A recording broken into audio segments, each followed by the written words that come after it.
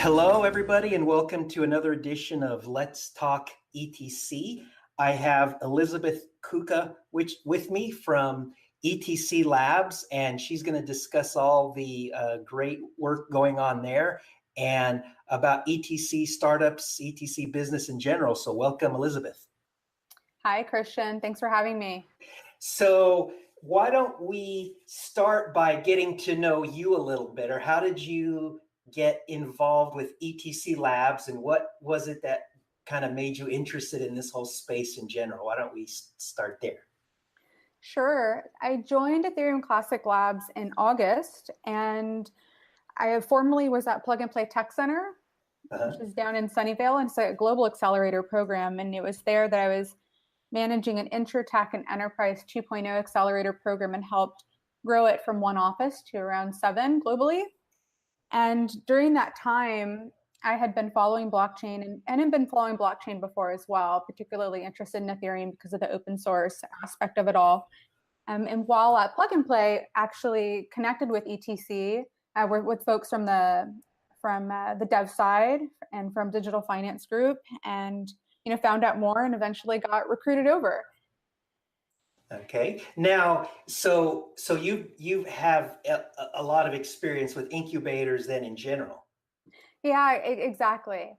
Okay. So one question that I've always thought that it would be great to work for an incubator, managing it, something like what you're doing, because I've always thought if I could get exposed to just countless business ideas that maybe I'd see a pattern of the successful ones, and I'd maybe be able to easier come up with one by myself. But do you have any thoughts on that? Have you noticed any patterns in the successful startups, the successful ideas that you want to share? That's a great question. And one reason why I wanted to join ETC Labs is to be able to have a more in-depth relationship with the projects that we're working with. So at Plug and Play, I was doing more facilitation, more outreach on the VC side, more event hosting, and definitely working with startups. But at ETC Labs, because the program is set so that we're working with folks a couple of times a week at least through workshops, there's that ability to be able to provide more value. So I guess I'm indirectly answering your question, but I'll get there, is that I guess I always see myself and the team, as another player on the team on the basketball court. Say we're the 6th player or the 12th player on the soccer field, in that we're trying to find whatever it is that they need. So they need money, helping find grants or capital from traditional VC. If they need an engineer, on the hunt, looking for that person that they're scouting for themselves. So always just kind of eyes and ears to the ground, helping them find what they're looking for. From an idea perspective and what works, or what I've seen be successful, I'd say staying focused. So instead of trying to tackle 50 features, maybe starting with one, focusing on the user or customer experience and seeing where those pain points are to make sure that you're actually developing something that people want, instead of trying to do it the old way, which is just developing something that seems cool and then assuming people will buy it or use it. And then also, I'd say being pretty focused on who the user group is, instead of just saying it's everybody, because usually when it's everybody, it's nobody, because you're not focused.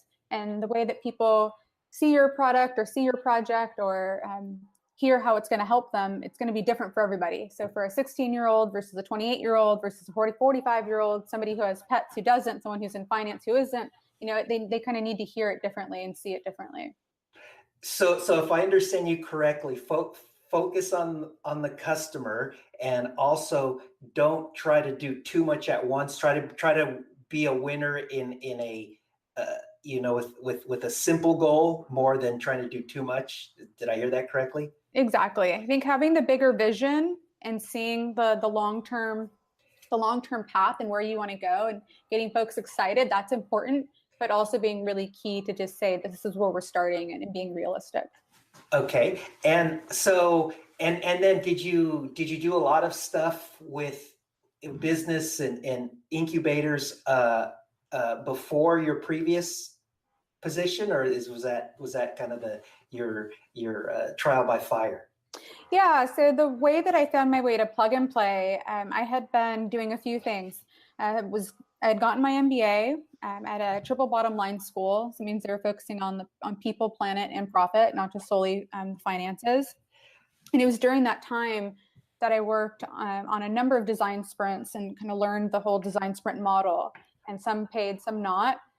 Got picked up and joined a team called Hive Lab, where I started to facilitate service design sprints for groups like Cisco and Microsoft for both internal process improvement and new product innovation. So there was that piece. And then while doing all of that, also started my own product focused on elder care with a team of 4 of us total. So as school started to wrap up, had pitched a million times, had tons of different projects, all very much about trying to start your own business or your own project or product, was also doing the design sprint piece and working on my own thing. After about a year and a half or so, projects were dying down on the service design side. Student loan debt kicked in. And so it was at that point that I needed to find a full-time gig, and thought that the accelerator model was perfect because you're surrounded by investors, startups, researchers, enterprise trying to innovate, and you're really in the middle of all of that. And I find that really exciting. Now, I've always wished that I had an MBA because I had all that business knowledge. Now, what do you, this is just an aside question, but what do you think about the fact that a lot of tech success stories, Bill Gates, Larry Ellison of Oracle, Steve Jobs, that I don't believe they even finished undergraduate college, or they don't have an MBA. It seems like they just had the drive and they just jumped right in. And so how do you, do you have any thoughts on that? So do you recommend people getting an MBA? Yeah, I think I have a few different viewpoints on it.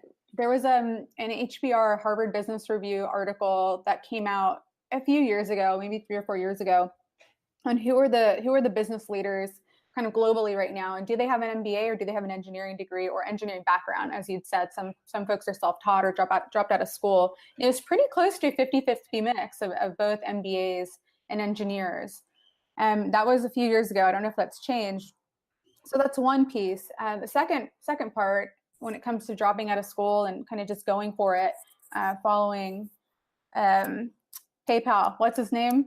Thiel. Yes. Yeah, following Thiel's model. 20 under 20, or he pays people to drop out of college to go, change the world. I think he funded Vitalik Buterin.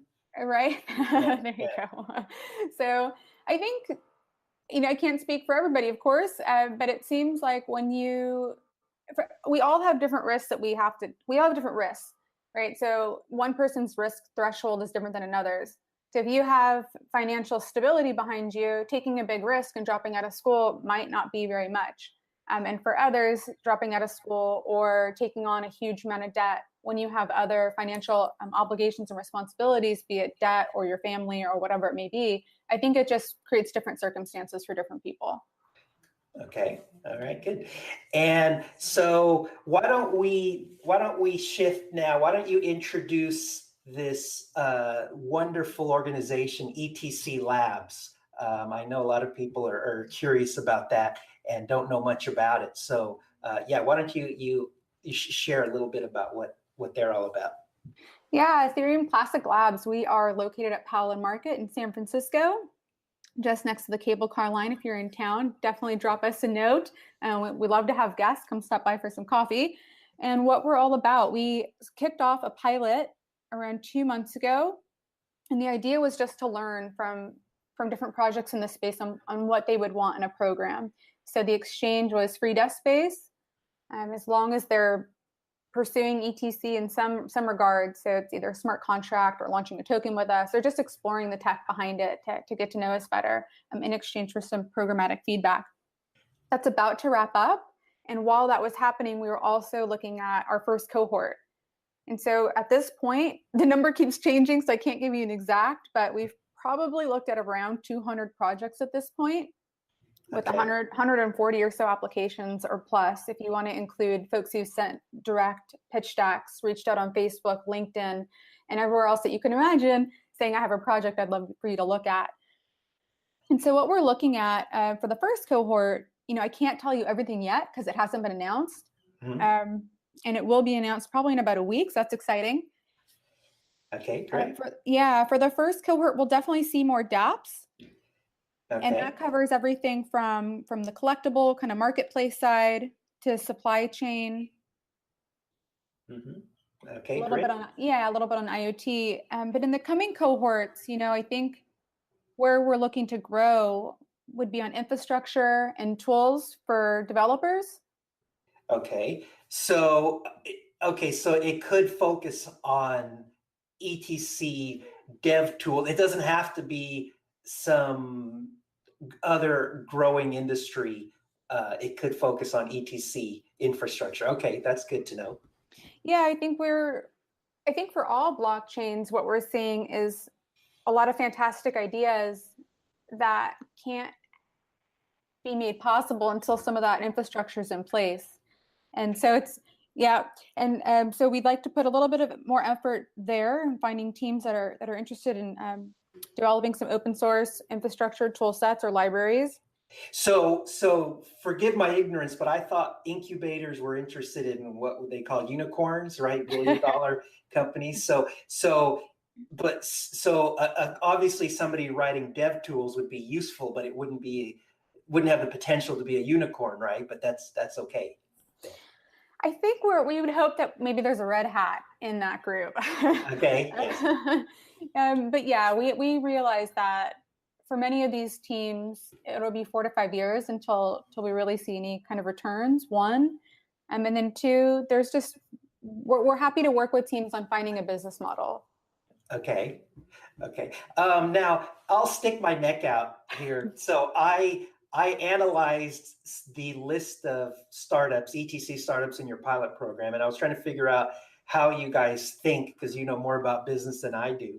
And so my thought was that you guys, a lot of your criteria, a lot of the ones that you chose were in industries that had the potential for a lot of growth, and they don't have huge entrenched incumbents. Like I saw you had startups using ETC as an information management layer for virtual reality, augmented reality, Internet of Things, artificial intelligence, the natural language interface.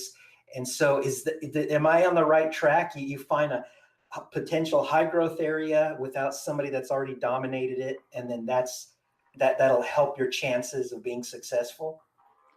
It's certainly one of the criteria. I think going into a crowded market or a saturated space makes it extremely tricky to get into. So it's definitely part of it. To go back a little bit on the infrastructure tool side, that wasn't it wasn't the lens we were looking through when first starting and when getting the pilot projects up and running. But with that said, the infrastructure and data or tool side will only be around 30% of what we're looking at for the next cohort. Hopefully I answered your question, but going back to the lab, we're also interested in wallets and exchanges. And then also we are interested in dApps. So if you broke it into 3 different segments or categories, infrastructure and tools, you're not going to see a lot of competition. Exchanges and wallets, just because we think it's going to be pretty relevant still, and thousands more to come probably. And then finally on the dApp side. Okay. All right. Good. And so how would you respond? Suppose somebody right now is listening and thinking, wow, I'd really like to get involved with ETC Labs, but my idea couldn't possibly impress them, and I don't know if I could make the cut. What would you say to that person? I would say definitely apply. etclabs.org. There's a button right on the front page. Okay. What we're looking for, I'd say, is a clear value proposition or a clear proposal. It doesn't have to be a fancy pitch deck, although that's helpful if you do have like 10 slides that are really clearly communicated. But a proposal. So for the next 3 months, 6 months, 18 months, probably max, this is what we're looking to accomplish. That's always really helpful. Why their team? Do they have a background in AR, or do they have a background in finance, or whatever the category may be? And that's always helpful to know. And what's worked out well for a handful of teams is just generally kind of keeping in touch with us. So apply, we reach out and follow up with an email, or maybe we'll schedule time for a call. But the conversation and the building of a relationship takes time. So it's not just you apply and then it's a yes or no. It's multiple calls. It's ideally an in-person. Ideally, it doesn't have to be a video call, so on and so forth, and giving us updates throughout that time. So that could be 1 month, 2 months long that we're getting to know each other. And so if you've landed a new partnership, or you're starting a pilot, or you've tackled a big technical hurdle that you weren't sure you're going to be able to handle, let us know and share with us those exciting updates. Okay. And so I like what you said. I think I heard you say that you help with the business plan as well. You don't expect somebody to come with, here's the competitors, here's the potential, dollar amount that's I can make in this industry, and come have all the MBA details all worked out. They don't have to have everything worked out, but at least demonstrating that they've done a little bit of homework. So we've had some teams apply that have, usually there's someone on the technical side, if not always, generally always, almost. I'd say that's one requirement. It's hard for us to help source developers for teams. But with that said, we've had a team of only 2, and usually they're closer to 4 or 5, where there was a designer and a developer, neither with any kind of business background, business training. They were quickly able to see who are their competitors in the market. They knew exactly who's out there, who's targeting, the same space as them. So that's basic kind of common sense, is kind of digging around and seeing what else is going on in the landscape. And then they did what I was suggesting. They knew either intuitively or some other way to tackle some new growth industry, right? Internet of Things, virtual reality, augmented reality. I don't know how they knew that, but a lot of them were in those spaces. Yeah, I think for most, there's a passion behind it. So we have 2 teams, both in the AR collectible space, where they came from a media background. One, Scanta specifically, where Chaitanya, their CEO and founder, went to grad school and was as a researcher studying AR and created his own design lab. And it's a passion area where they really believe in the future of the technology. Okay. Now, I was just throwing out a list of potential high growth sectors that I can't think of that they're dominated by competitors. But is this a thought process? Would this be something you'd recommend? So I was just brainstorming. So 3D printing, biotech, elderly care with the boomers retiring. I know you said you were involved with some initiative with elderly care, and then maybe a little bit more controversial, medical marijuana. Those are just off the top of my head, sectors that I could see growing a lot in the near future. And so somehow maybe adding an ETC layer, trustless database layer to a hot sector like that. Is that the way to go? Good question. I think I can't speak for the future, but I think where we're starting to go would be those 3 segments: infrastructure and tools for devs, exchanges and wallets, and then that third, so around 33% or so, would be for that biotech, elder care area. Okay. Whether or not it will be segment specific, so maybe it's a cohort focusing just on fintech or insurtech or something like that. Okay. We're not completely sure just yet. We're going to see how this first cohort goes and have better understand if keeping it general works, or being vertical specific is better. Okay, so if people are focused, so again, like you said, a lot of attention for infrastructure, exchanges, wallets, 2/3, in fact, if I understood you correctly, and then 1/3 for outward focusing applications, right? Like other industries. Yeah, exactly. But you know what? This industry moves so fast. Ask me again in 3 months and we might say we've shifted. Oh, okay. So pay attention. Go to etclabs.com? .org. Okay, .org. So the best we could say is visit the website often to see changes, updates, and see what's coming down the pike. Would that be correct? Perfect. All right, great. And so you've talked about this cohort that you're going to announce soon, and you probably have other ones. So why don't we why don't you talk a little bit about the future plans of ETC Labs, like in the next 6 months, 1 year, 5 years, if you've thought about that yet? Even rough idea would be nice. Yeah. Well, for now, the current plan is we're asking teams to come in for 50% of the time. So the first cohort, for example, will begin the second week of January and conclude in early April. And so if a team's coming in from London or from Florida or from India or wherever, that they fly in for 2 weeks and fly home, or fly in for a month and fly home. But what we are trying to do is we're trying to build a community in San Francisco, and we want to make sure that folks are there and they're utilizing the desk space that we're providing. And we definitely want to work with teams and projects that want to be there and want to help build the community. So I think that that's really important to note. So when talking about those different segment areas and which teams are best fit for us, it really is about the relationship and wanting to build and grow with us. So with that said, we're asking folks to come in and commit to 50%. We're not taking attendance or anything, but trying to commit to that. And we're hosting workshops on a weekly basis. So beginning with legal and regulatory, and then moving on into business model, financial planning, brand, UX, UI, marketing design, or include design into UX, UI, and then completing with kind of sales, pitching to VCs, demo day. So that's all fairly traditional.